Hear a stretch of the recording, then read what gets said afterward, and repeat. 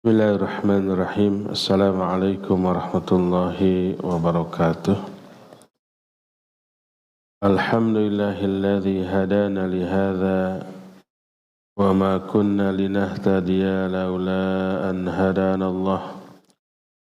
Wa asyhadu an la ilaha illallah wahdahu la syarika lah iqraran bihi wa tauhidan wa asyhadu anna Muhammadan abduhu wa rasuluh sallallahu alaihi wa ala alihi wa ashabihi wa sallama tasliman mazida wa ba'da.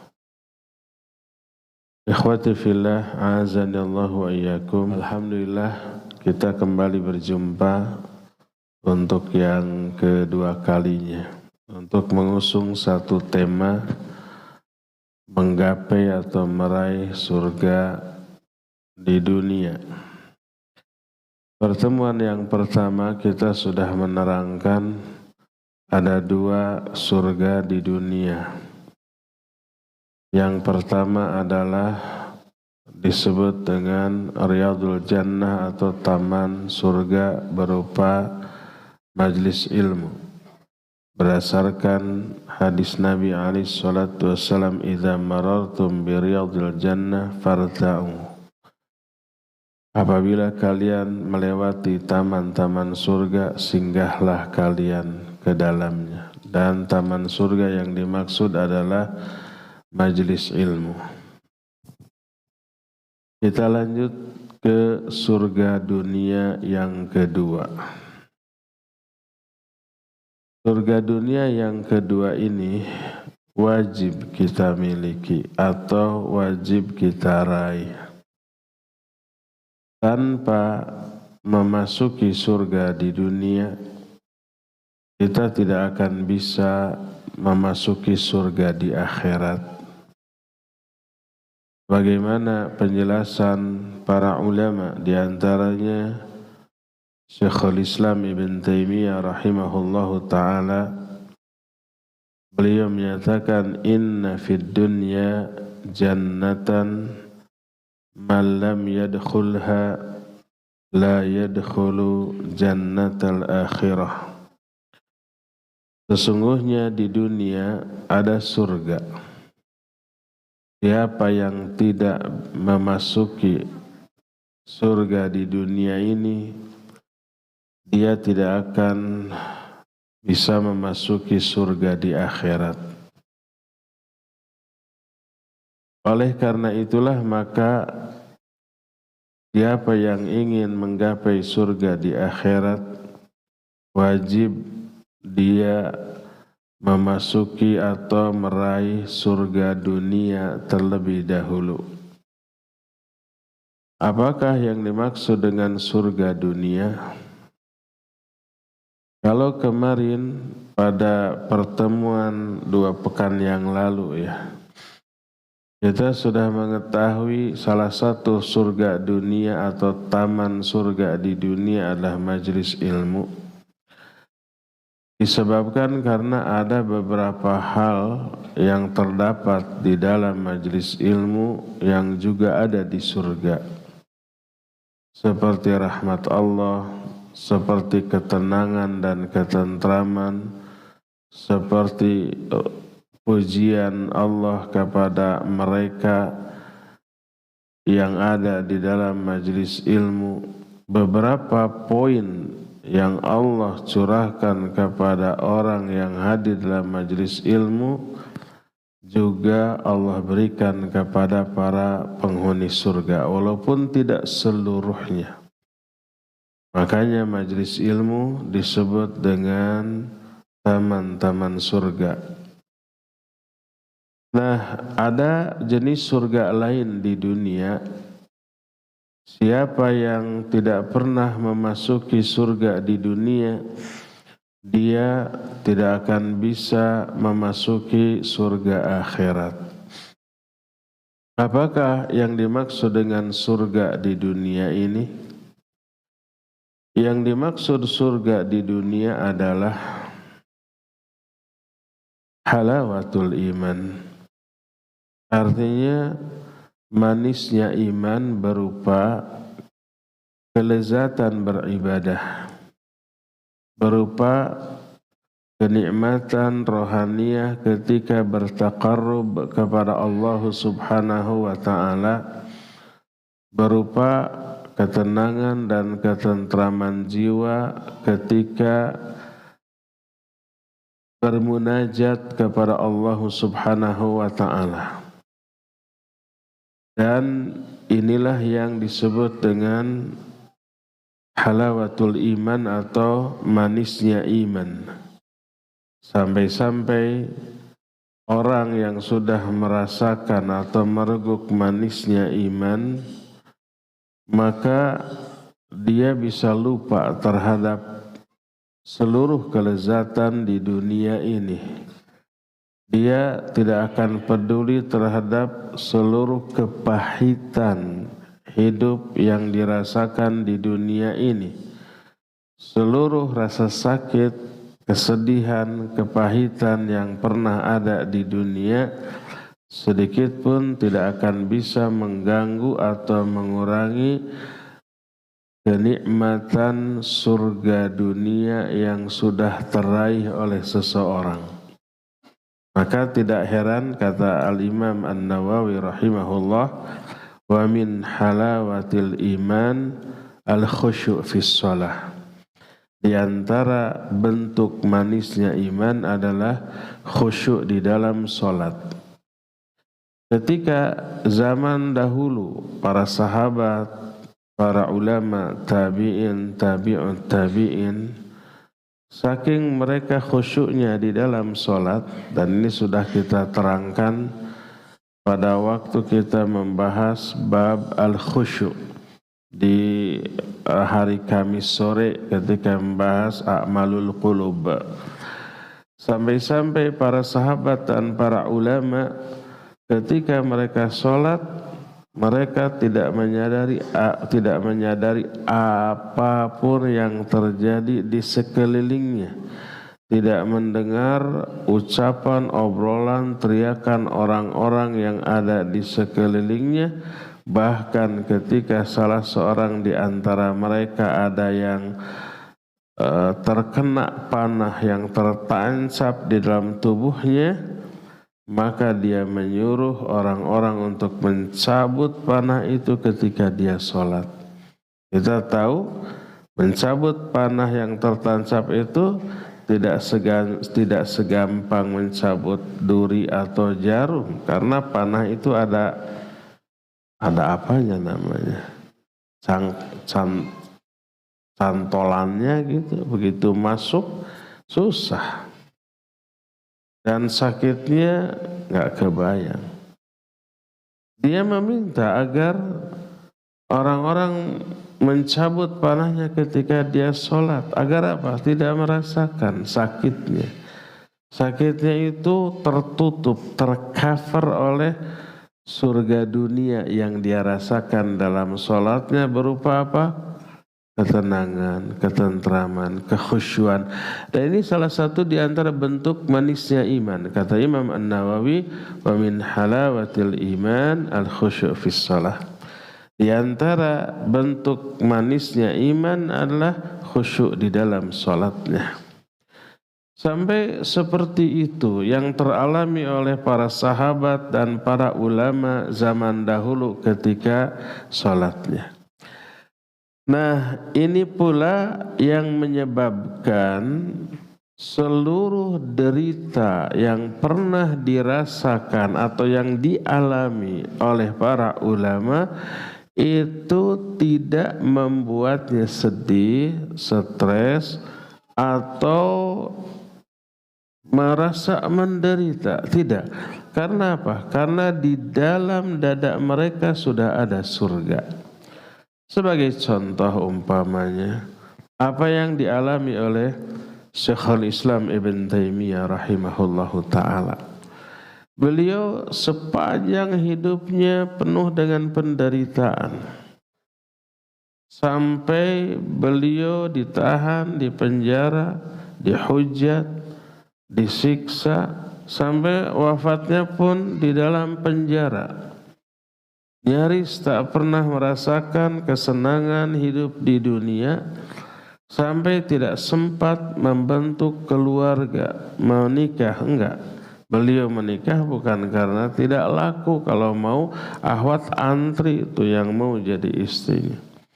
Tapi tidak sempat, karena hidupnya penuh dengan perjuangan mencari ilmu dan menyebarkan ilmu, berdakwah, berdebat, sampai ditahan di penjara, disiksa, dan wafatnya pun di dalam penjara.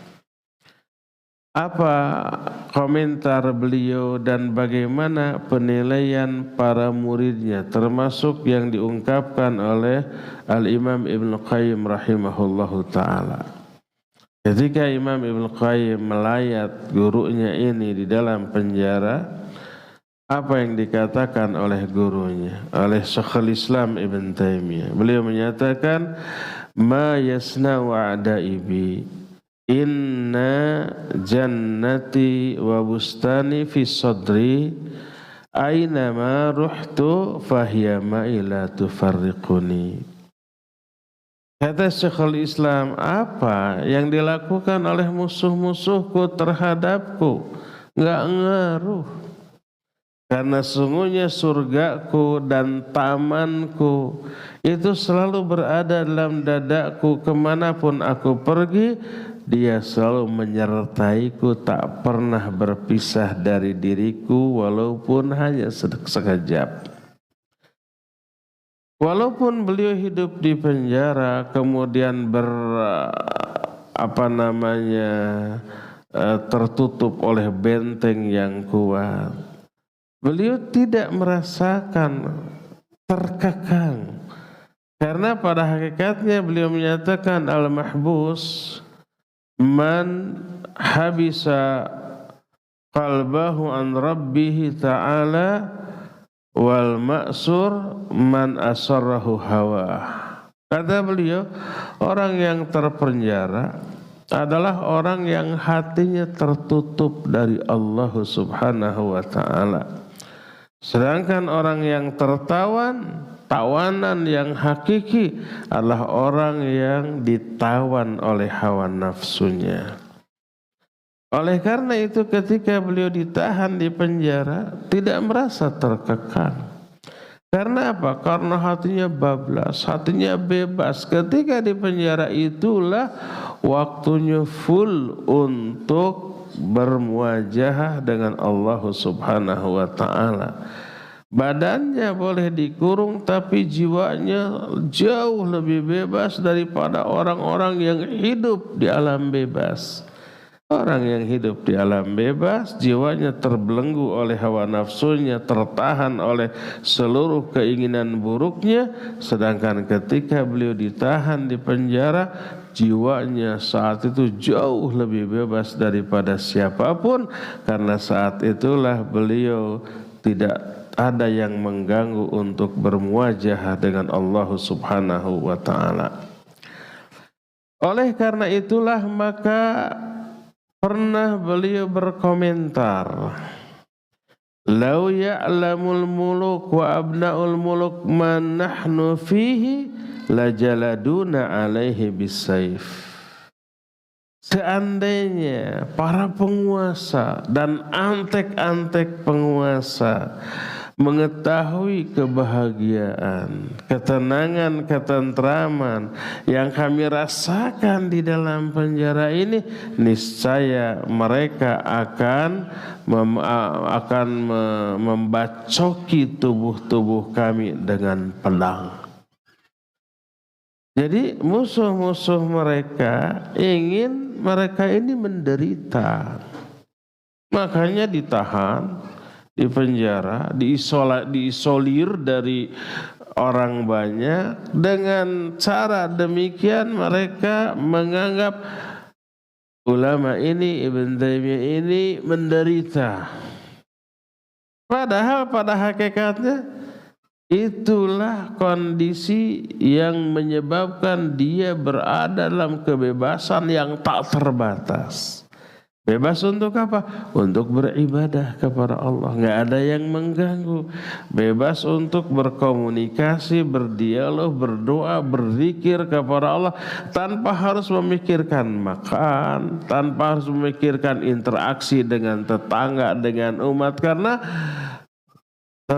terpenjara tadi. Tapi di dalam penjara yang kokoh kuat, beliau tidak merasa sedang terpenjara karena hatinya saat itu bebas. Tidak merasa tertawan karena apa?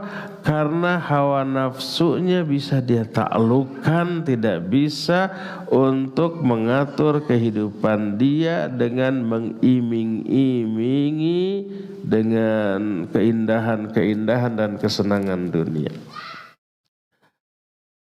Oleh karena itu berkata Syekhul Islam Ibn Taimiyah di dalam ungkapannya yang lain ketika dilayat oleh murid-muridnya, di antaranya Al-Imam Ibn Qayyim rahimahullah. Imam Ibn Qayyim menyatakan, guruku berkata ketika aku melayatnya, ma yasna'u a'da'i bi ana jannati wa bustani fi sadri in ruhtu fahiya ma'i la tufariquni in habasani inna habsi khulwatun wa qatli syahadah wa ikhraji min baladi siyahah. Apa yang dilakukan oleh musuh-musuhku kepadaku? Sesungguhnya tamanku, surgaku ada dalam dadaku, dan ketika aku pergi, surgaku tidak pernah lepas berpisah dariku. Ketika aku ditahan, maka itu khulwah. Khulwah itu berdua-dua dengan Allah Azza wa Jalla. Wa qatli syahadah. Kalau mereka membunuhku itu syahadah. Itu kematian termulia, yaitu syahid.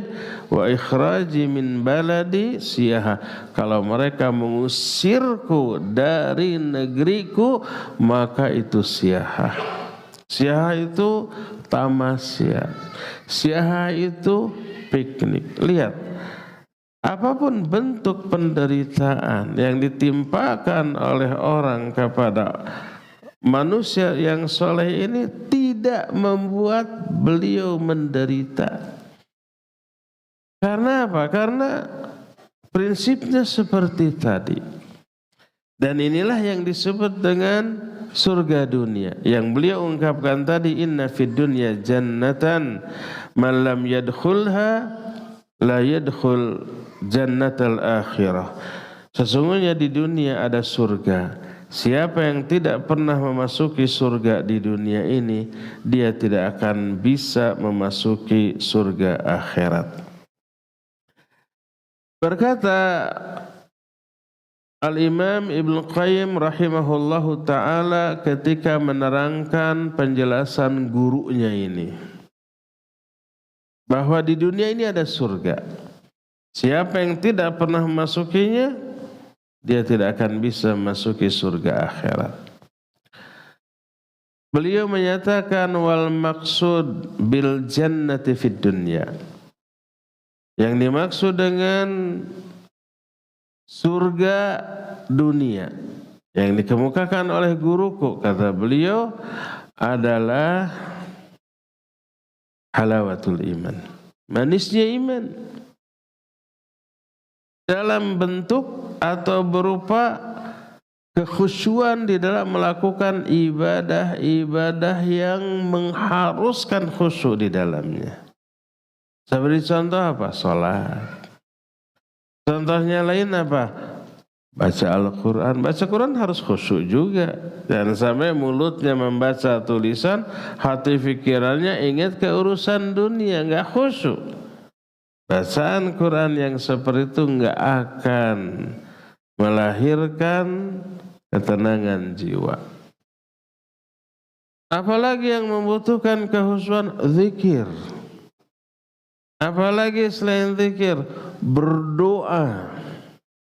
Apalagi selain zikir dan berdoa, hakikatnya seluruh ibadah, walaupun ibadah badaniyah, ibadah jawarih, perlu penghayatan aspek batininya untuk merasakan kelezatan dari ibadah itu.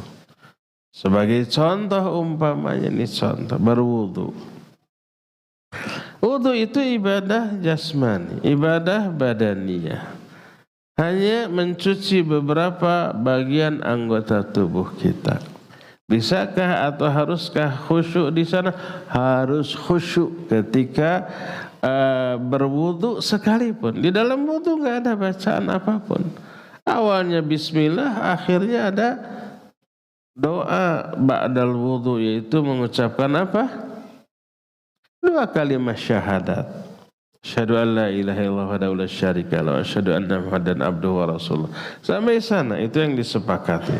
Walitambah Allahumma ij'alni minat tawabin waj'alni minal mutatahhirin. Hadis ini derajatnya hasan.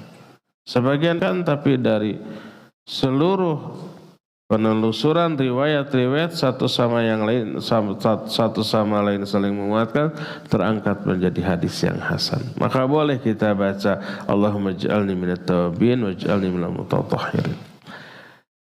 Hanya awal dan akhir, tengahnya ketika berkumur, membasuh wajah dan sebagainya, enggak ada doa dari Rasulullah sallallahu alaihi wasallam. Ada doa karangan orang, ada, itu mah bukan bagian dari agama. Agama mah sumbernya siapa? Allah dan Rasulnya. Apa yang bukan dari Allah, bukan dari bagus umpamanya. Bagus menurut versi orang yang menganggapnya bagus. Nah, apa yang harus dihayati dari wudu? Di antaranya adalah aspek batini dari wudu yang dijelaskan oleh Rasulullah sallallahu alaihi wasallam. Beliau menjelaskan ketika seorang hamba membasuh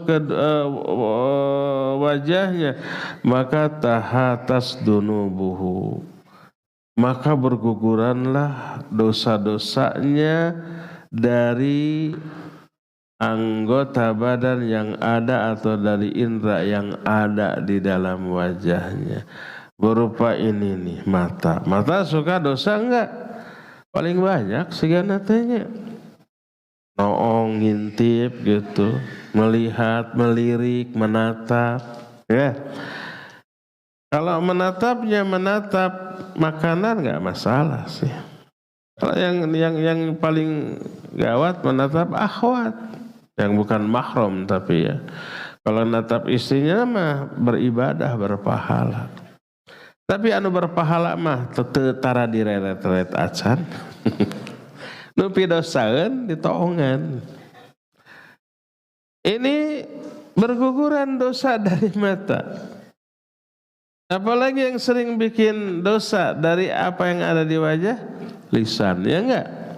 Makanya walaupun di dalam Quran enggak ada perintah untuk membasuh, untuk berkumur-kumur, Nabi SAW prakteknya berkumur-kumur. Qurannya enggak ada. Apa Nabi nambah-nambah? Ya enggak. Tapi apa yang dilakukan oleh Nabi ketika berwudu itu, penafsiran beliau berdasarkan bimbingan wahyu dari Allah tentang fagsilu wujuhakum. Ya ayyuhalladzina amanu idza qumtum ila sholati fagsilu wujuhakum. Hai orang-orang yang beriman, apabila kamu mau sholat, maka basuh wajah-wajah kamu. Fagsilu, bagi yang pernah belajar nahwu, ini sudah fi'il fa'il, fi'il amr dengan fa'ilnya. Wujuha maf'ulun bi, maf'ulun bi itu objek. Tapi dalam bentuk apa? Jama' wujuha. Wujuhakum. Maka kalau dalam bentuk jama' adalah seluruh bagian wajah. luarnya ataupun dalamnya. Luarnya di ini, bagian dalamnya apa? Hidung dan mulut. Makanya praktek Nabi alaihi salatu wasallam ketika mengamalkan ayat ini ada cuci hidung dan cuci bagian dalam mulut, istinsyak, ya enggak? Istinsyak itu apa? Menghisap air ke hidung. Bagian dalam hidung, bagian dalam, termasuk bagian mulut yang harus bagian wajah yang harus dicuci. Demikian juga bagian dalam mulut. Makanya ada kumur-kumur. Oh, nggak ada ayatnya? Ada. Kata siapa? Ini faghsilu wujuhakum, basuh seluruh wajah kamu seluruhnya, bagian luar dan dalamnya. Maka apa yang dosa yang pernah dilakukan oleh mulut, dan ini yang paling banyaknya, dosa yang diperbuat oleh mulut itu bisa dusta, bisa gibah, bisa mencela, ya, bisa mengatakan kata-kata yang kotor, yang keji, bisa jebi juga tuh bisanya. Ada umpamanya orang yang kita benci di jebian, nah itu juga dosa. Macam-macam tuh, ya.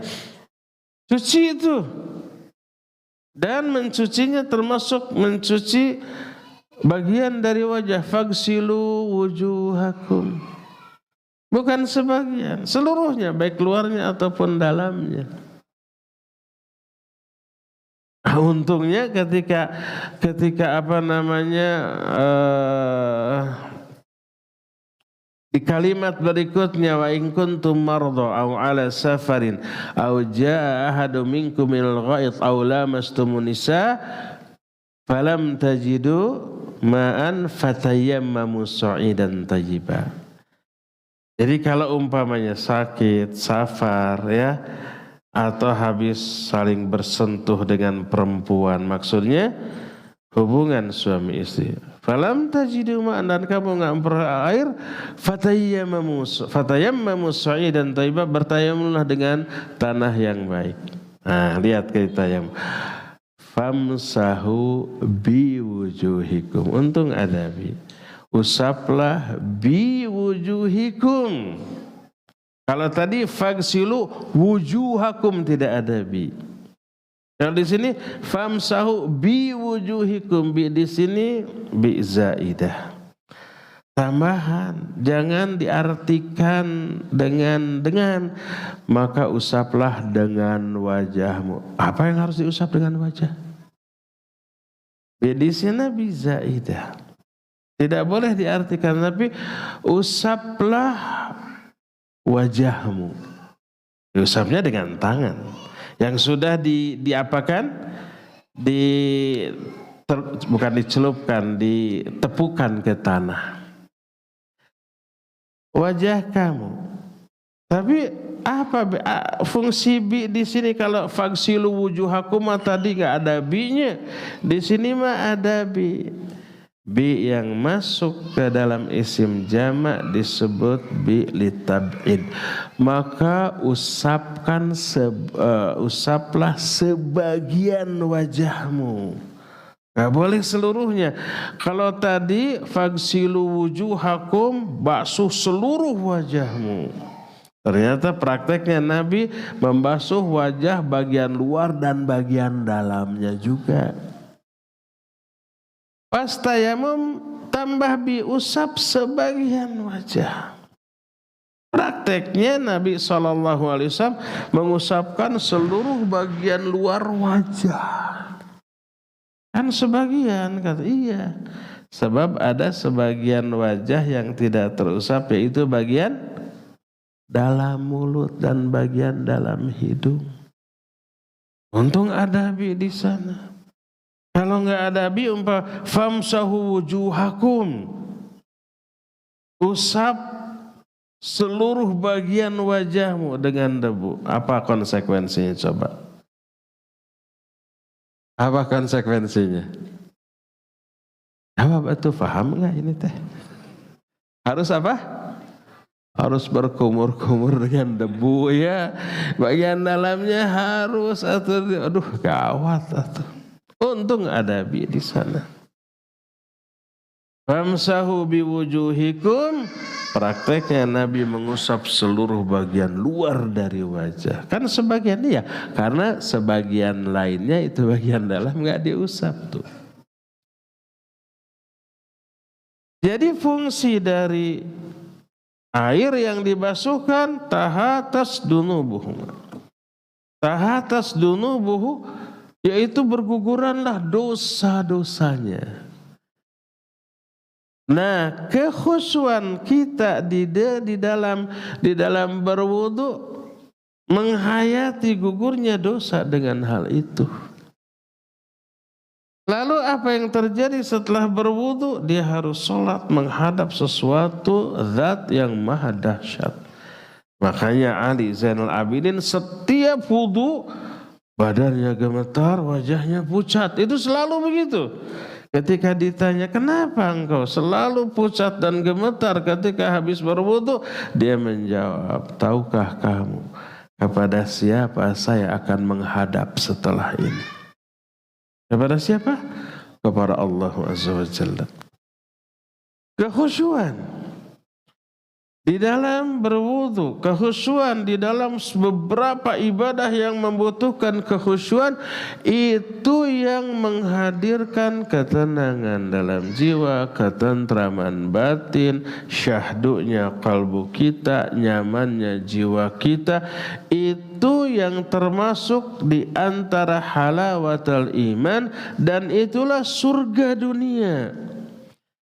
Oleh karena itulah maka ketika para ulama di penjara, mereka itu bukannya stres, bukannya menderita, bukannya mereka itu menangis menyesali nasibnya yang sangat tragis, tidak, tapi mereka justru lebih menghayati surga dunia mereka dalam bentuk ketenangan jiwa, ketentraman batin.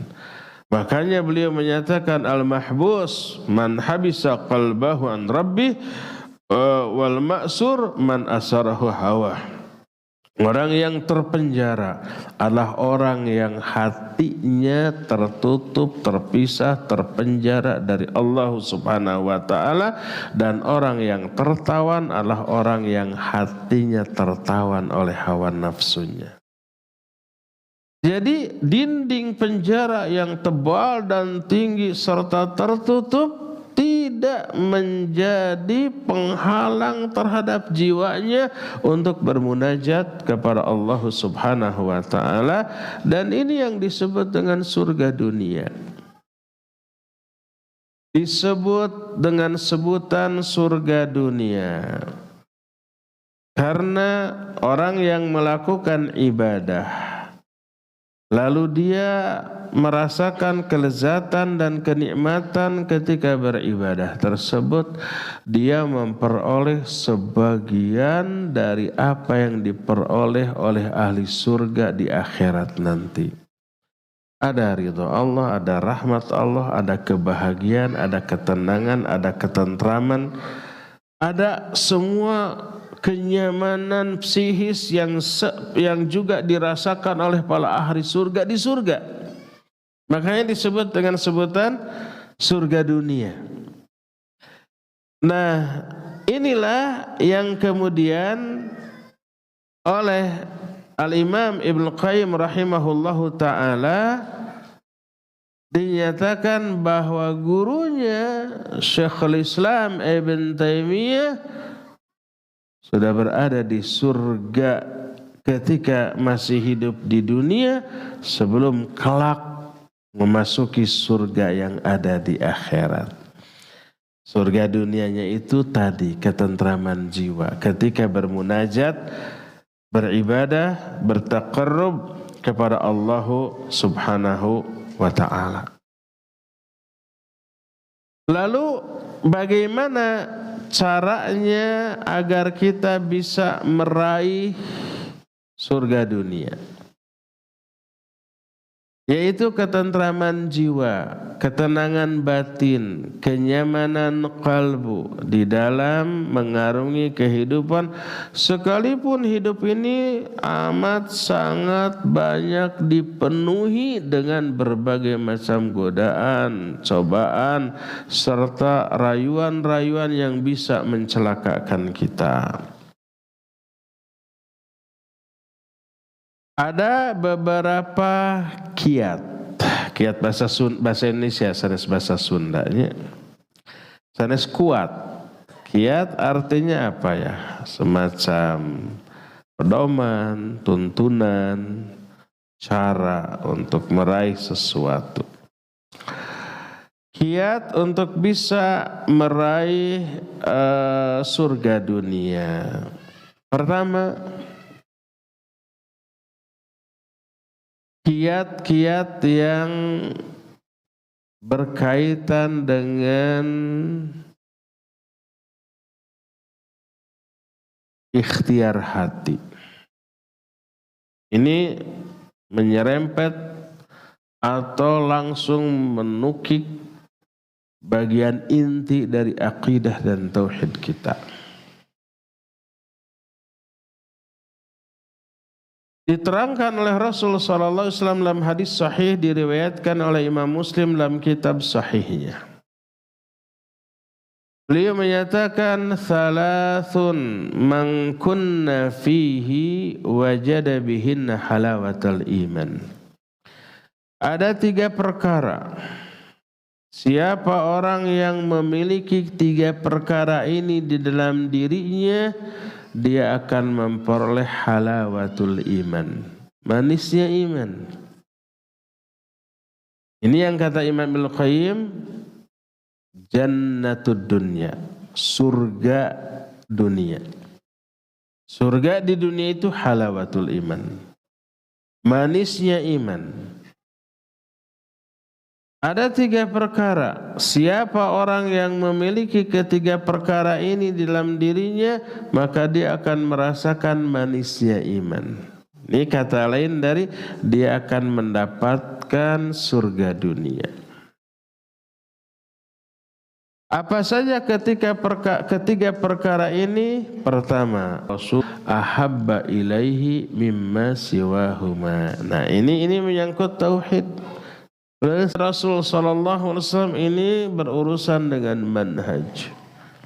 Luruskan akidah dan tauhid, luruskan manhaj. Ini termasuk syarat mutlak meraih surga dunia. Jadikan Allah dan Rasulnya lebih dia cintai dibanding apapun. Apakah hanya wajib mencintai Allah dan Rasulnya semata-mata, nggak boleh mencintai yang lain? Enggak, boleh dan harus kita mencintai selain Allah dan Rasul. Kita wajib mencintai sama mukmin. Kita wajib mencintai orang tua. Kita wajib mencintai para sahabat, para ulama, para wali Allah. Wajib juga mencintai istri bagi suami-suami, bagi istri, anak-anak, ya. Bahkan sesama muslim yang tidak kenal juga wajib kita cintai. Cuma kadar kecintaan kepada Allah dan Rasulnya harus di atas semua itu. Dan implikasinya nanti dalam kehidupan, bermuamalah, beribadah. Kalau kadar cinta kita kepada Allah dan Rasulnya di bawah cinta kita kepada manusia, bahaya. Allah azab. Sebagaimana firman Allah dalam Al-Quran surah At-Taubah ayat yang ke-24. Qul in kana aba'ukum aw abna'ukum aw ikhwanukum. Kata Allah, katakan olehmu hai Muhammad, apabila bapak-bapakmu, anak-anakmu, saudara-saudaramu, terus disebutkan, termasuk harta wa amwalu diktaraftumuha wa tijaratun takhshawna kasada wa masakinu tardawnaha, atau harta-harta yang kamu usahakan, atau perniagaan yang kamu khawatirkan kerugiannya, atau tempat-tempat tinggal yang kamu ridhoi, yang kamu sukai. Disebut orang kerabat, mulai dari orang tua, anak, saudara, istri, keluarga, terus harta gitu ya. Semua jenis harta tuh, termasuk usahanya, perniagaannya, termasuk rumah, ya, kendaraan dan sebagainya. Ahabba ilaikum minallahi wa rasulihi wa jihadin fi sabilihi fatarabbasu hatta ya'tiyallahu bi amrih. Kalau semua itu lebih kamu cintai daripada mencintai Allah, mencintai Rasulnya, dan mencintai jihad di jalan Allah, tunggu sampai Allah mendatangkan urusannya. Kata Imam Ibnu Katsir, hatta ya'tiyallahu bi'iqabih, sampai Allah mendatangkan azabnya kepada kamu. Diazab tuh. Mencintai sesama manusia atau mencintai harta, kadarnya melebihi kecintaan Allah dan Rasulnya, diazab. Apa perwujudan dari lebih mencintai Allah dan Rasulnya dibanding mencintai yang lain-lainnya? Perwujudannya akan lebih menomorsatukan apa yang Allah ridhoi daripada apa yang diridhoi oleh manusia. Ya, kebetulan kemarin hari Jumat di Ukhuwah kita membahas ini. Tanda seorang hamba lebih mencintai Allah, tanda cinta hamba kepada Allah. Salah satu, ada 3 poin tuh di sana dijelaskan. Yang pertama itu lebih menomorsatukan apa yang Allah cintai, walaupun jiwa kita tidak menginginkannya. Rata-rata apa yang Allah cintai berat untuk kita lakukan, ya. Iman, sekalipun harganya mahal, sekalipun resikonya tinggi, sekalipun dilarang oleh negara, tetap peminatnya banyak, ya. Mabuk dilarang nggak oleh negara? Nggak tahu, dilarang ya merenya. Zina, judi gitu ya, itu kan oleh Allah dilarang, oleh negara juga dilarang, juga biayanya besar, ya. Judi itu bisa habis uang, zina itu tarifnya 80 juta. Yang pernah tersebar begitu, tergantung kelasnya merenya, 80.000 ge aya meren. Mabuk, mahal apa murah? Kopi, segelas kopi di emperan paling 3.000-nya enggak? Kalau mabuk itu ratusan ribu sampai jutaan. Tapi laku loh. Hati manusia cenderung. Sebagai bukti kita lebih mencintai Allah adalah lebih menomorsatukan apa yang Allah cintai, walaupun hawa nafsu kita tidak menginginkannya, dan menjauhi apa yang Allah murkai sekalipun jiwa kita amat menyukainya. Ini salah satu di antara wujud rasa cinta kita kepada Allah Subhanahu wa ta'ala. Dan banyak lagi lah contoh-contoh yang lain yang kita tidak akan perpanjang karena terbatasnya waktu. Jadi yang pertama, kiat untuk meraih surga dunia berupa halawatul iman adalah lebih mencintai Allah dan Rasulnya dibanding yang lain-lainnya. Dibanding orang tua kita, anak istri kita, sahabat kita, apalagi dunia dan isinya ini. Ini yang pertama. Yang kedua ini aspek sosial. Bagaimana kita berinteraksi dengan orang. Wa ayyuhibbal mar'a la yuhibbuhu illa lillah. Yang kedua ini, ingat, halawatul iman atau surga dunia, manisnya iman, salah satunya kata Imam An-Nawawi al-khusyu' fis shalah. Manisnya iman adalah khusyuk di dalam sholat, di dalam berzikir, di dalam membaca Al-Quran, di dalam berdoa, itu khusyuk, itu halawatul iman. Ternyata untuk meraih kekhusyuan tidak bisa lepas dari interaksi kita. Bagaimana kita berinteraksi dengan masyarakat sekitar. Makanya yang kedua kata Rasulullah SAW, ayyuhibbal mar'a la yuhibbuhu ilaillah. Cara untuk meraih manisnya iman yang kedua adalah mencintai seseorang, sesama muslim nih, dan tidak mencintai orang itu kecuali karena Allah. Bukan mencintai karena dia banyak duitnya, siapa tahu kecipratan. Pas kerema, enggak suka lagi. Bukan mencintai karena dia pejabat, siapa tahu diangkat jadi asistennya, pembantunya, ya, tukang mukakeun pantun lagi lumayan atau pantau mobil. Bukan karena pangkatnya, kekuasaannya, bukan, tapi karena iman. Dan tanpa adanya rasa cinta kepada sama mukmin, iman enggak ada. Cinta kepada sama mukmin itu wujud adanya iman. Enggak ada cinta, enggak ada iman. Innamal mu'minuna ikhwah. Hanyalah mukmin dengan mukmin itu bersaudara. Kalau saudara harus ada rasa cinta.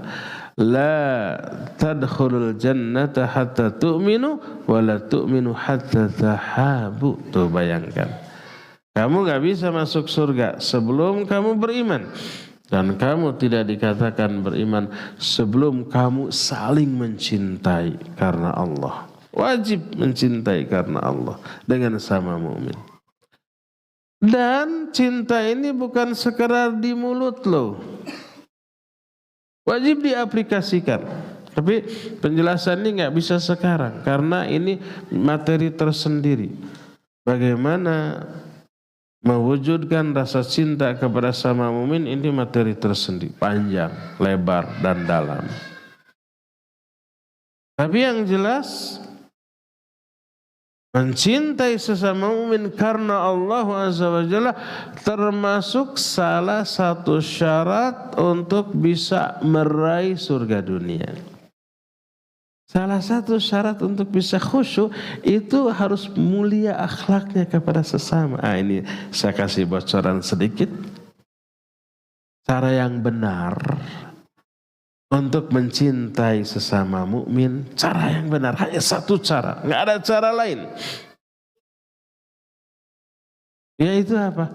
Menunjukkan kemuliaan akhlak kepada setiap orang. Itu cara yang benar mencintai orang lain.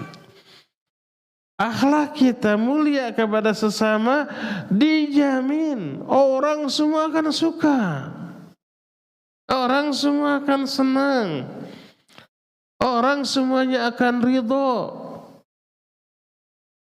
Dan orang semua akan memberikan feedback yang positif kepada kita. Kita menunjukkan kemuliaan akhlak, dia senang, dia balik menunjukkan kemuliaan akhlak juga kepada kita. Kita menunjukkan rasa cinta karena Allah kepada mereka, mereka juga akan begitu. Walaupun tadinya mereka tidak suka, mereka ada kebencian, mereka ada antipati ke kita, tapi begitu kita tunjukkan kemuliaan akhlak bisa berbalik loh. Bisa terhapus kedengkian yang ada dalam dirinya, kebencian yang ada dalam dirinya, karena kemuliaan akhlak yang kita tunjukkan. Ternyata menunjukkan kemuliaan akhlak berpengaruh kepada kekhusyuan sholat. Sholat ini tidak hanya bisa diraih dalam aspek internal diri kita semata-mata enggak, tapi ada kaitan dengan aspek eksternal, muamalah kita dengan tetangga, dengan sesama saudara, bahkan dengan musuh kita. Ada akhlak terhadap musuh juga. Nah, ini poin yang kedua. Untuk meraih surga dunia dalam bentuk halawatul iman atau manisnya iman adalah mencintai sesama karena Allah. Ini yang kedua. Kalau yang pertama akidah dan manhaj, yang kedua akhlak. Ketiga, nah ini hijrah. Yang ketiga kata Rasul sallallahu alaihi wasallam, di antara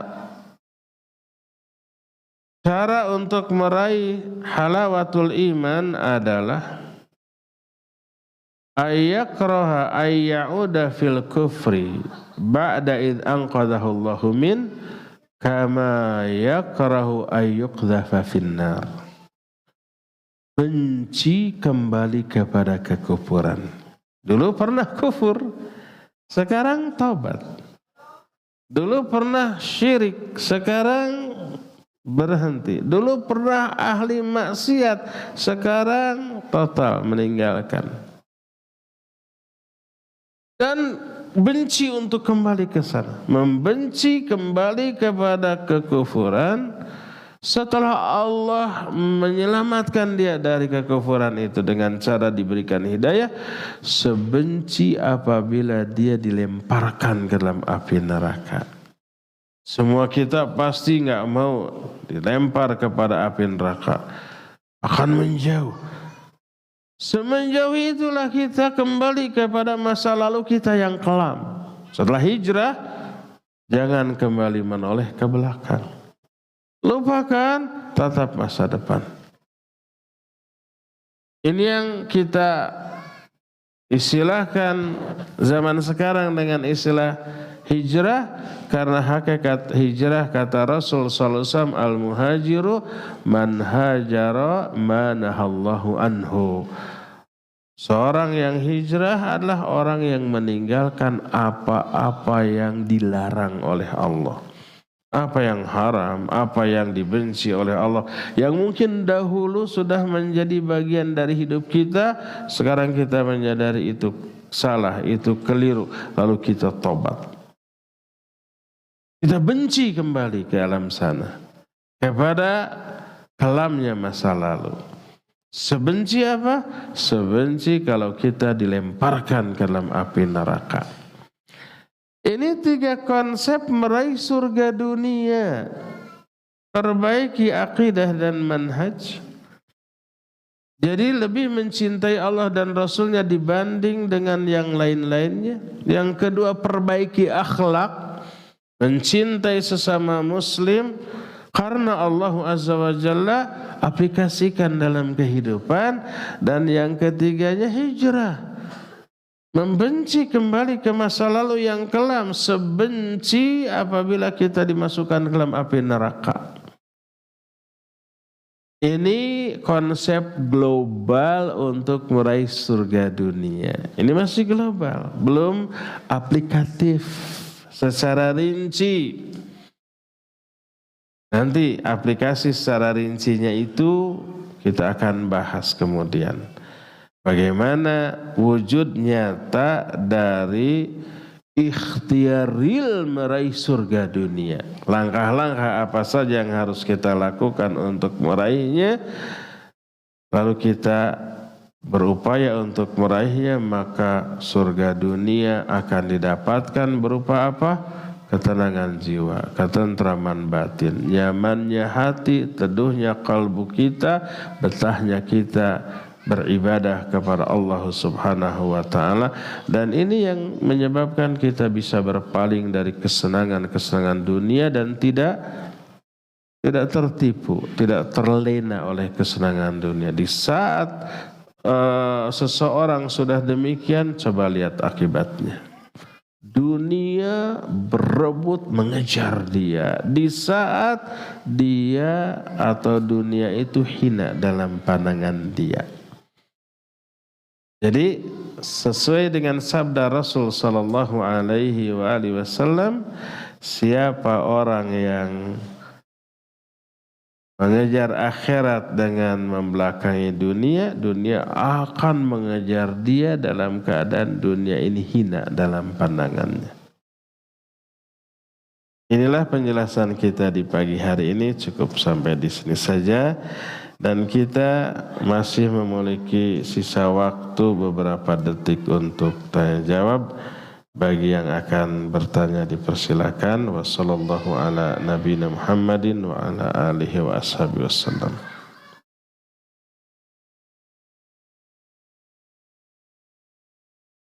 Kalau Ikhwan boleh ngacung. Kalau Akhwat mah jangan. Ada yang mau ngacung Ikhwan? Ada mic? Allah.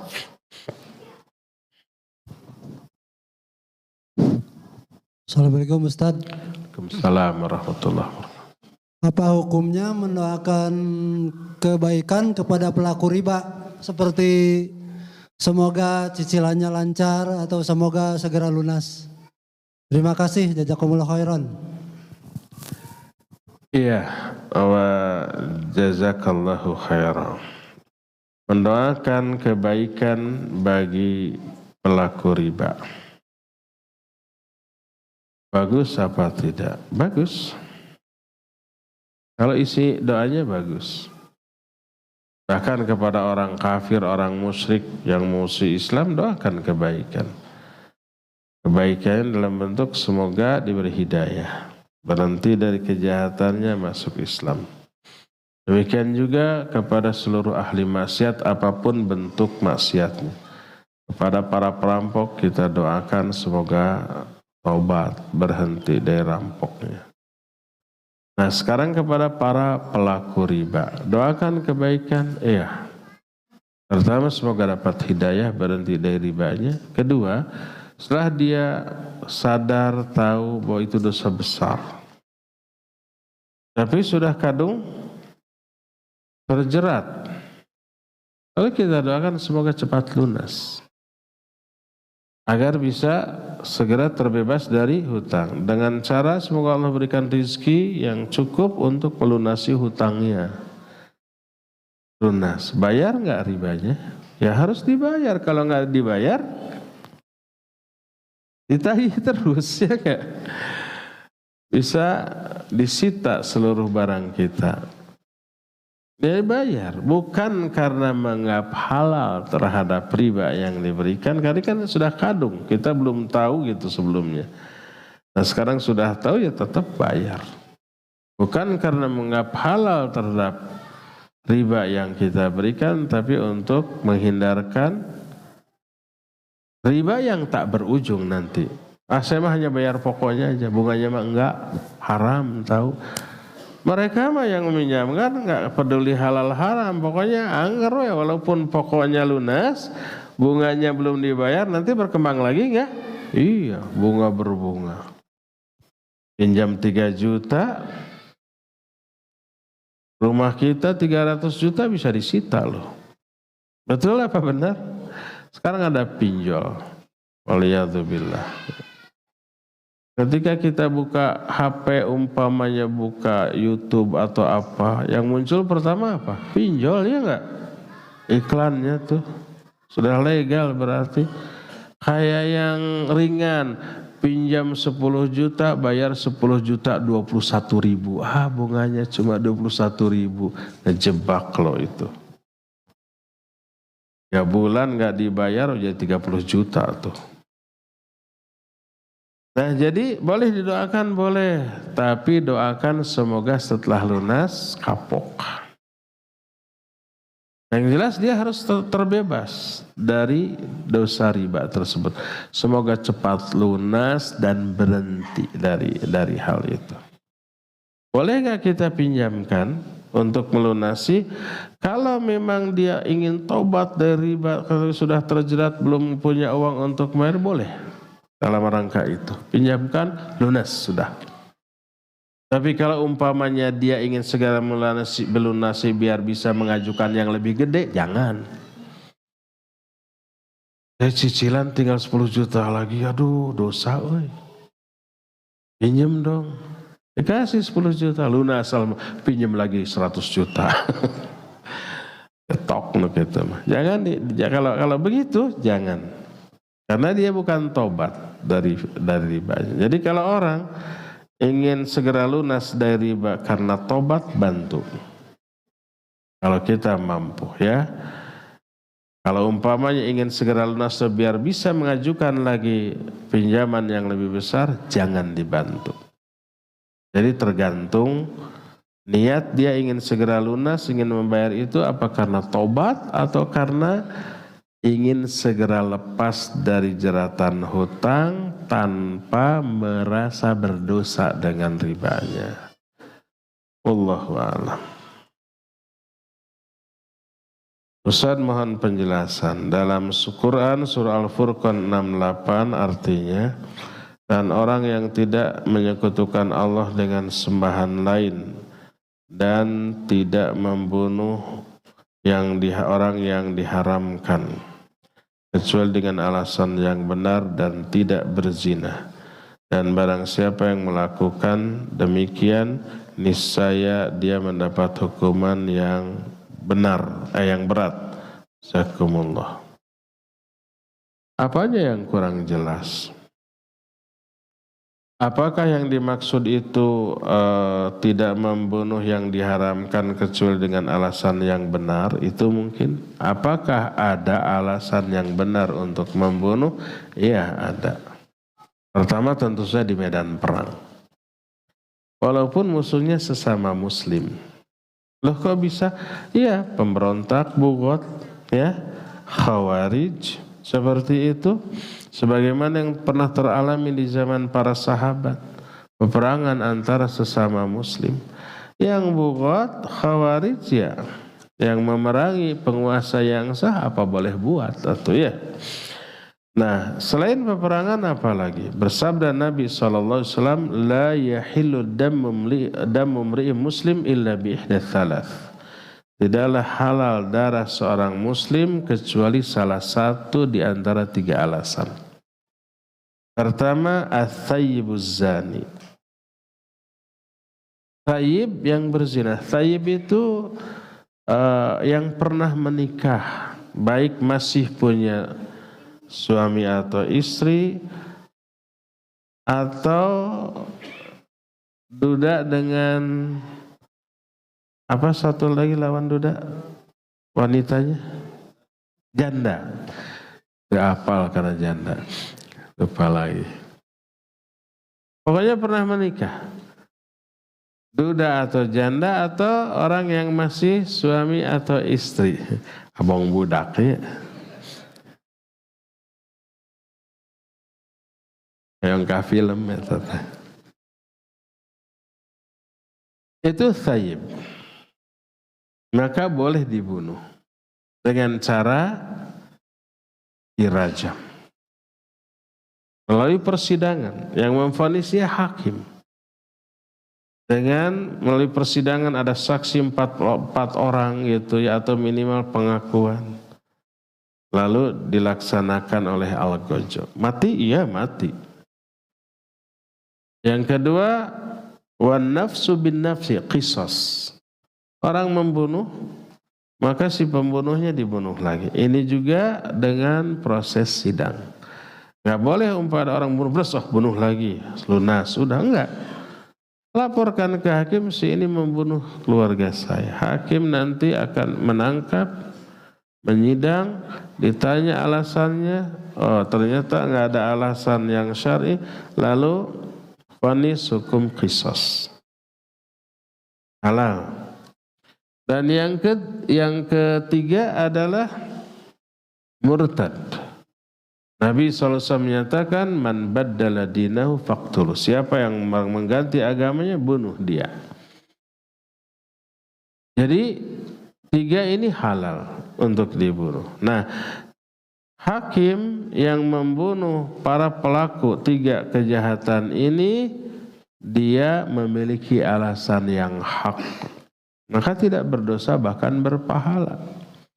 Algojo, eksekutornya yang memenggal kepala orang itu atau yang merajamnya, berpahala karena melaksanakan perintah Allah Subhanahu wa taala ya. Mungkin itu yang digarisbawahi ya. Adapun yang lainnya menyekutukan Allah itu jelas, berzina itu jelas. Kemudian apa lagi di sini? Ya.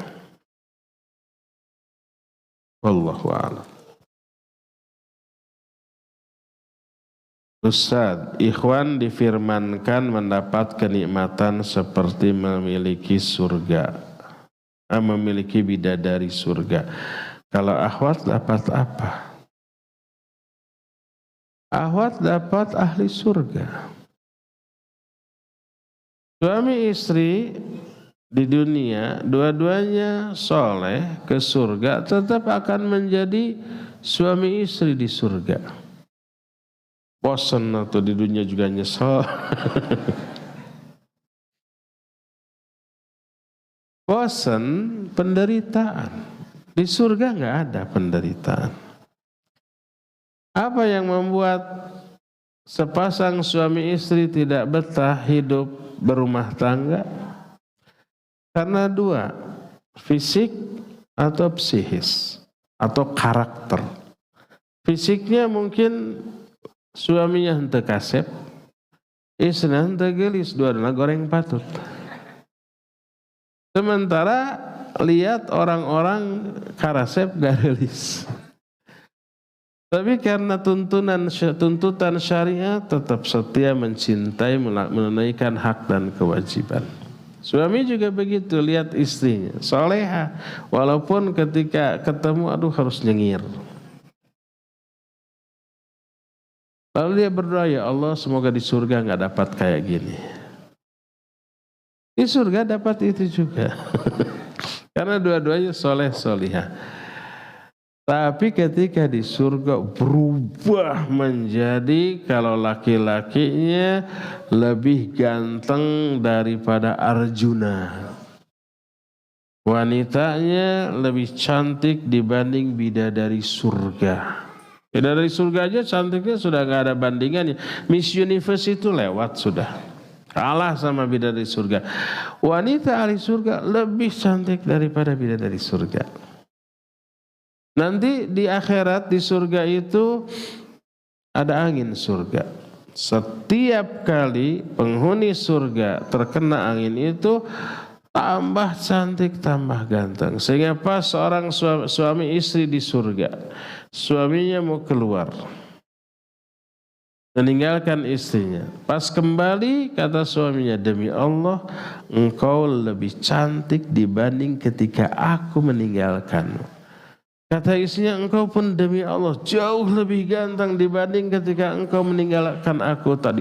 Jadi ketika ketebak tertiup angin surga, nambah kegantengannya, kecantikannya, berubah. Maka cinta kasih sayangnya semakin membesar suami istri. Sekarang ada istri saya sudah nini peot, kata istrinya, itu sudah aki-aki ompong peot. Aduh. Iya, tapi ke surga mah ngajang elek menjadi puncak kondisi fisik yang bisa diraih di dunia usia 30 tahunan.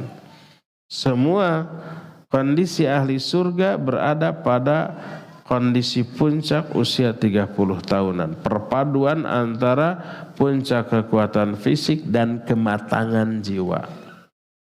Semuanya begitu. Dan tinggi para ahli surga setinggi Nabi Adam. 60 hasta, hampir 30 meter. Kalau Nabi Adam masuk ke masjid ini gak bisa masuk tuh. Tongko katanya. Ahli surga nanti setinggi itu, sebesar itu, ya. Jadi jangan khawatir. Pokoknya kesenangan, kenikmatan, kebahagiaan yang dirasakan oleh laki-laki ataupun wanita penghuni surga kualitasnya sama. Jadi jangan khawatir ya. Bagaimana kalau umpamanya duda dan janda mati soleh, maka nanti akan dipasangkan di sana. Bagaimana kalau bujang dan lajang mati soleh solehah, Nanti akan dipasangkan di sana, ya. Jadi jangan khawatir walaupun di dunia jomblo, masuk surga mah tetap dapat pasangan. Setiap amal manusia akan dilaporkan kepada Allah Subhanahu wa taala pada hari Senin dan Kamis. Apakah benar dilaporkan juga kepada para nabi dan orang tua yang sudah meninggal setiap hari Jumat? Wallahu alam, saya belum dapat keterangan setiap hari Jumat amal kita dilaporkan ke nabi dan orang tua. Untuk apa? Karena tidak bisa memberikan balasan ya nabi dan orang tua. Apakah orang yang hanya sholat Jumat dan Id saja termasuk kategori munafik? Maksudnya sholat 5 waktu enggak gitu? Itu sebagian ulama seperti Syekh Utsaimin menyatakan kufur dia. Kalau umpamanya dia meninggalkan sholat 5 waktu karena ingkar kepada kewajibannya, semua ulama sepakat dia kafir, murtad.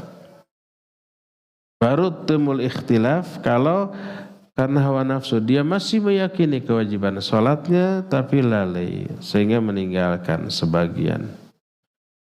Sebagian ulama menyatakan murtad, keluar dari Islam.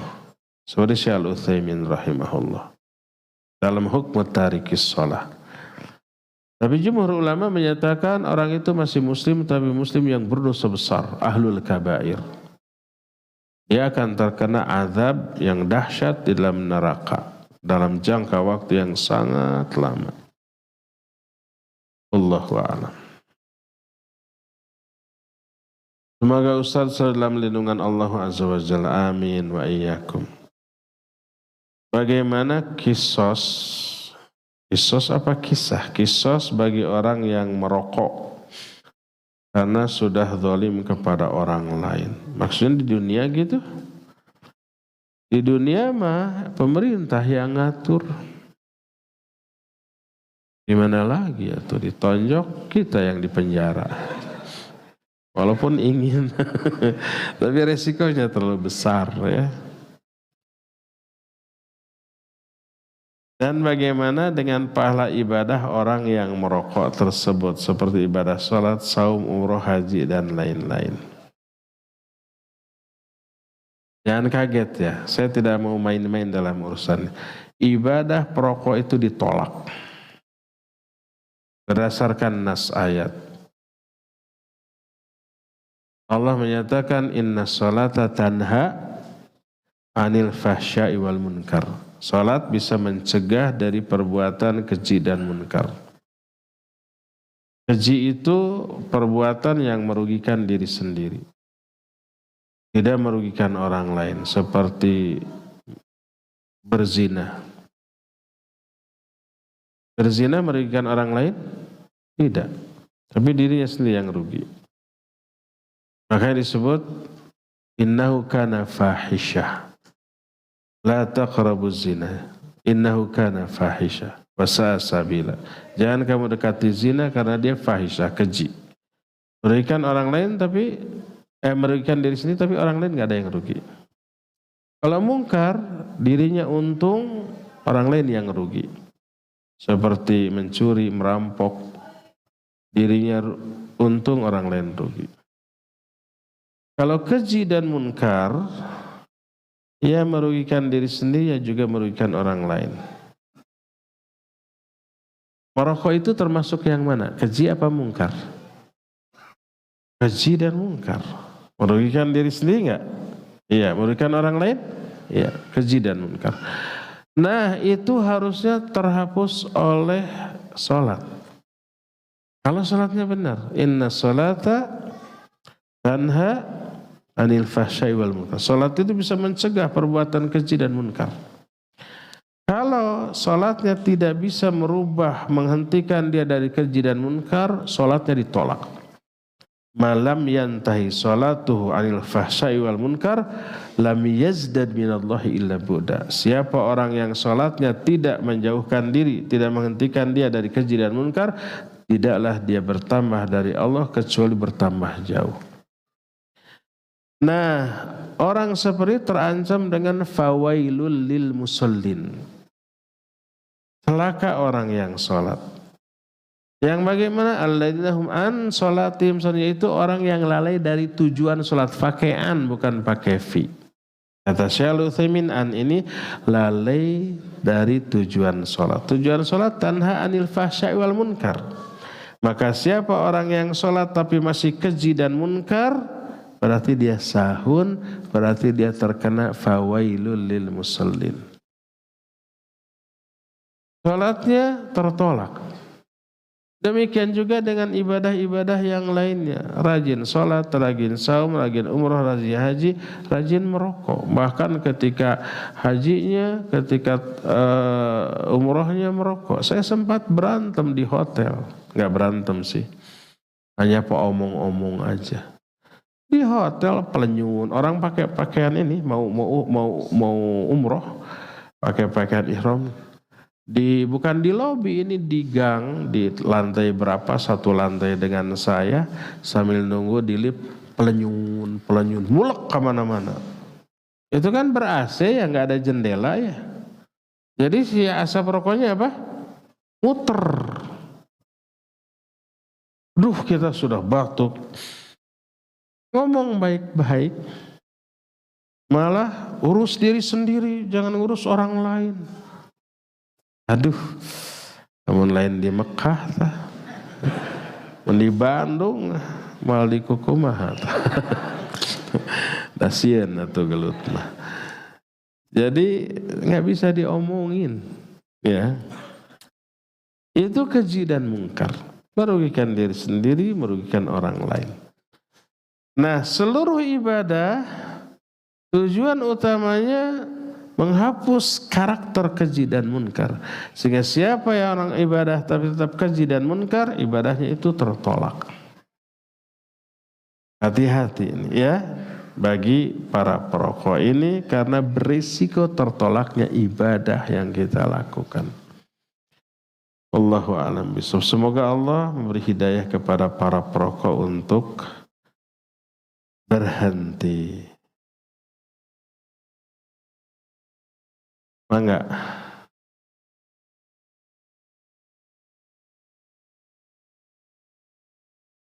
Bismillahirrahmanirrahim. Ustaz, tadi Ustaz menerangkan tentang masalah wudhu, Ustaz ya.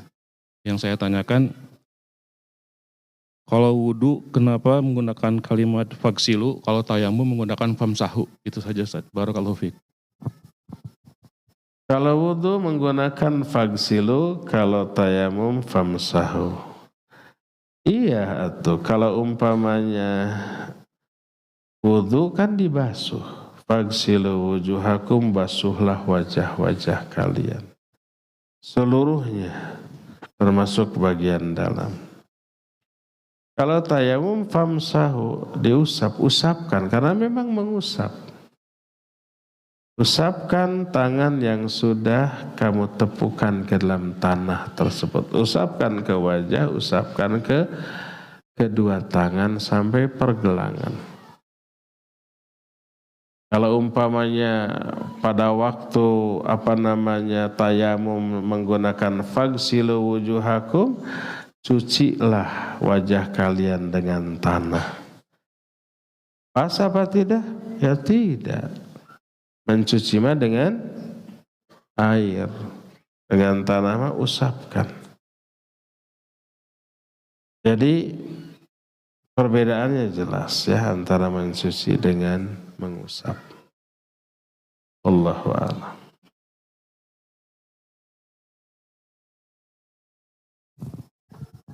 Taqatullah Kak Ikhwan ya.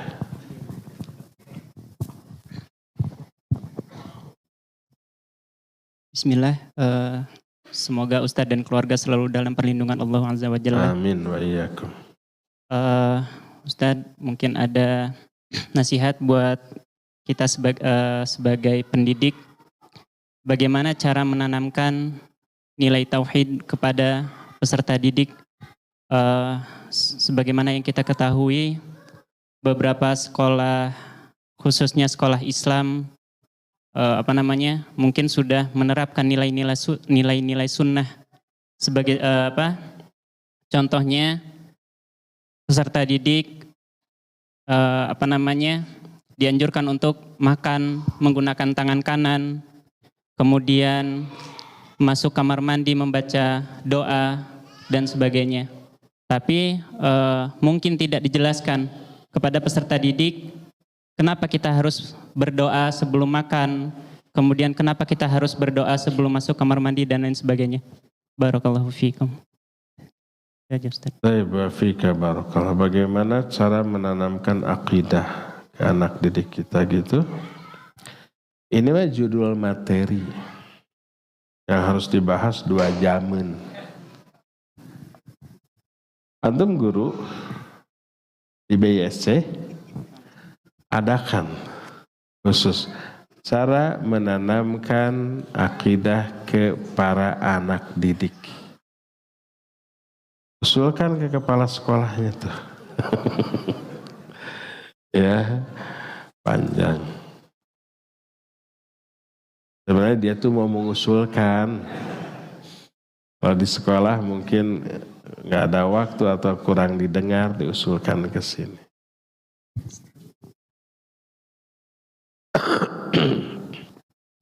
Terakhir ya, udah lewat waktunya.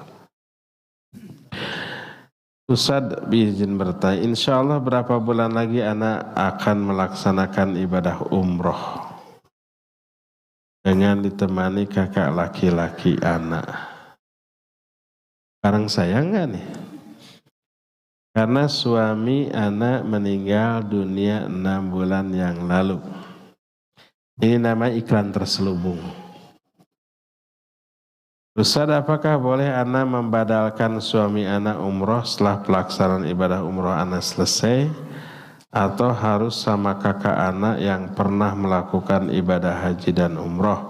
Apakah untuk membadalkan umroh ada syarat-syaratnya? Taib, barakallahu fiqh. Iya, pertama boleh badal umroh. Kedua, yang menggantikannya dia harus sudah umroh terlebih dahulu. Kalau dia belum berumroh untuk dirinya, maka tidak boleh menjadi badal bagi yang lainnya. Bagaimana caranya? Nah, untuk 1 kali safar perjalanan ke sana hanya disyariatkan 1 kali umroh. Tidak disyariatkan berkali-kali umroh walaupun banyak kesempatan. Karena Nabi dan para sahabat tidak mencontohkan melakukan berkali-kali umrah. Nabi SAW ketika Futuh Mekah, ya sebagian riwayat 20 hari, sebagian riwayat 18 hari. Ketika di Mekah hanya melakukan 1 umrah, tidak berkali-kali. Padahal kesempatan banyak. Jadi hanya 1 kali umrah. Oleh karena itu tidak bisa orang umroh ke sana untuk diri sendiri lalu berkali-kali membadalkan umroh orang tuanya atau orang lain dalam 1 kali perjalanan. Nah, kalau kakak laki-laki yang mahram itu sudah pernah umroh, dia aja yang membadalkan suaminya. Jadi dia umroh sebagai badal bagi suaminya yang sudah meninggal tadi, ya. Dapat pahala enggak si orangnya? Dapat. Ta'awun al-birri wat taqwa. Terus pahala umrah sampai enggak ke suami dari penanya ini? Iya, sampai juga insyaallah, ya. Itu yang bisa dilakukan, wallahu a'lam. Apa boleh hukumnya mendoakan kejelekan untuk orang yang menghalangi dakwah Islam? Sebaiknya didoakan kebaikan apa keburukan? Kalau yang terbaik doakan hidayah. Tadinya lawan, jadi kawan. Tadinya penentang, jadi pendukung. Tadinya memusuhi, menjadi menyayangi. Itu yang terbaik. 1 musuh hilang, 1 sahabat atau saudara bertambah. Itu yang terbaik. Bolehkah mendoakan keburukan? Gemes-gemes ting mah boleh. Mungkin didoakan kebaikan dalam pribadi dia ada penghalang yang menyebabkan Allah tidak menurunkan hidayah kepada dia. Bukan karena tidak mendengar doa kita agar Allah menurunkan hidayah, tapi dalam diri dia ada penghalang yang kuat yang menyebabkan Allah tidak menurunkan hidayah kepada dia. Akhirnya jahat terus. Boleh nggak didoakan keburukan? Boleh.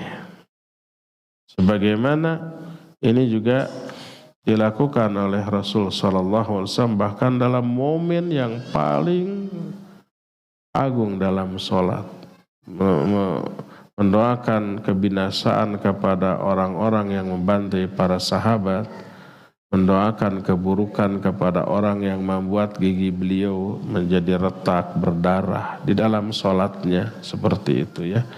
Kalau hukumnya boleh, boleh. Tapi afdalnya kebaikan.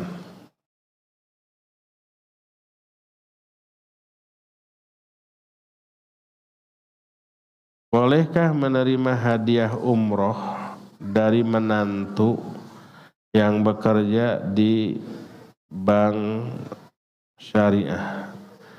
Secara teoritis bank syariah benar, terlepas dari apa prakteknya ya. Sebab orang yang hijrah dalam aspek perbankan dari konvensional ke syariah itu ada 3 tipe. Tipe yang pertama ini yang terbaik, benar-benar hijrah, ingin lepas dari riba, ingin lepas dari dosa yang sangat besar. Sekecil-kecil dosa riba sama dengan apabila seorang berzina dengan ibunya. Itu dosa terbesar berzina. Lebih besar daripada berzina dengan orang lain. Nah, jadi ingin lepas dari itu, maka dia beralih ke perbankan syariah. Ini pertama. Yang kedua, ada orang yang beralih ke perbankan syariah itu karena lihat pasar. Sekarang kaum muslimin kesana meningkat gitu ya. Jadi nggak mau riba, akhirnya beralih ke bank syariah, akhirnya nah bank juga menetapkan itu. Bukan karena tahu takut terhadap haramnya riba, tapi ini lebih menguntungkan. Akhirnya banyak orang yang beralih dari konvensional ke syariah. Akhirnya ikut-ikutan semua bank. Ya, bank orang kafir juga buka atau syariahnya. Itu yang kedua. Yang ketiga, ada yang karena tugas aja. Yang karena tugas ditugaskan di perbankan syariah ya oke. Bukan karena meyakini haramnya riba. Nah, 2 terakhir ini berbahaya. Jadi dia nggak peduli ini halal atau haram, yang penting banyak nasabah masuk. Nanti bisa diutak-atik lah gitu ya. Yang penting dikemas atas nama syariah, walaupun di dalamnya masih ada unsur bunganya, ada unsur ghararnya, ada unsur maisirnya, ada unsur-unsur yang terlarangnya. Yang penting dikemas dalam sebutan syariah. Yang terbaik yang pertama itu ya. Nah itu prakteknya begitu. Tapi secara teoritis ya bisa perbankan syariah ini diterapkan. Jadi kalau ada hadiah dari bank syariah ya boleh, silakan. Dari maksudnya menantu yang kerjanya di sana ya. Terakhir, jangan ada lagi yang bertanya. Afan bertanya di luar pembahasan tema. Mohon solusinya. Ana sering diberi upah tambahan oleh pimpinan di tempat ana bekerja, bahkan nyaris per bulan. Tapi ana selalu menolak upah tersebut karena ana tahu kalau upah tersebut tidak dianggarkan dalam program tahunan instansi tempat ana kerja. Dan pimpinan tetap memaksa ana untuk menerimanya dengan alasan ini kebijakan saya sebagai pimpinan. Apa hukumnya uang itu? Terima aja. aja, karena dia yang berwenang, pimpinan perusahaan berwenang mengatur dirutnya umpamanya atau manajernya umpamanya, dia berwenang mengatur lalu lintas keuangan, keluar masuk keuangan. Dia merasa ada karyawan yang prestasinya bagus dikasih hadiah bulanan, tahunan, semesteran, halal, boleh. Kalau nggak mau sini aja ke saya kan, ambil berikan ke saya, itu. Jadi boleh. Karena itu kebijakan yang berwenang. Cukup ya sampai di sini. Insyaallah kita jumpa kembali Sabtu yang akan datang. Subhanakallahumma bihamdik asyhadu an la ilaha illa anta astaghfiruka wa atubu ilaik walhamdulillahirabbil alamin. Wassalamualaikum warahmatullahi wabarakatuh.